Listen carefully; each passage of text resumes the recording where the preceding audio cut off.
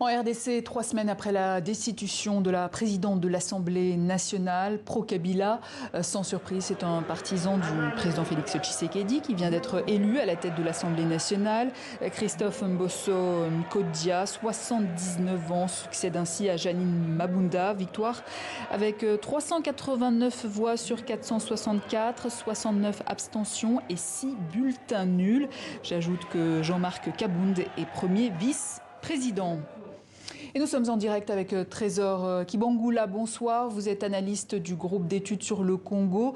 Trésor Kibangula, est-ce que vous pouvez nous rappeler qui est Christophe Mbosso Nkodia, le nouveau président de l'Assemblée nationale? C'est un vieux routier de la politique congolaise. C'est vrai qu'il a été discret ces dernières années, mais c'est quelqu'un qui a été plusieurs fois ministre sous Mobutu. On le présente comme quelqu'un qui n'a pas d'ambition, mais il faut se souvenir qu'en 2006, il a été candidat à l'élection présidentielle.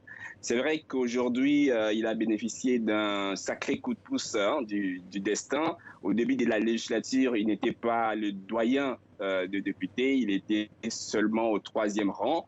Mais il se trouve que 2 députés les plus âgés ont choisi des mandats incompatible avec celui du député national. Du coup, Mbosso a été propulsé à la tête du bureau d'âge. Il a été mis en lumière. C'est comme ça qu'il s'est fait remarquer, surtout avec un discours apaisant. Et aujourd'hui, il a finalement adhéré à l'Union sacrée et est propulsé président de l'Assemblée nationale.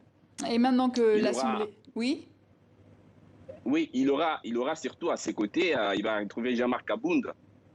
C'est président intérimaire de l'UDPS et enfant terrible du parti présidentiel. On se souvient que le camp Kabila auquel appartenait Christophe Mbosso avait évincé Jean-Marc Kabound il y a à peine 7 mois. Donc ce sera intéressant de surveiller comment les 2 hommes vont travailler et surtout qui va prendre le dessus.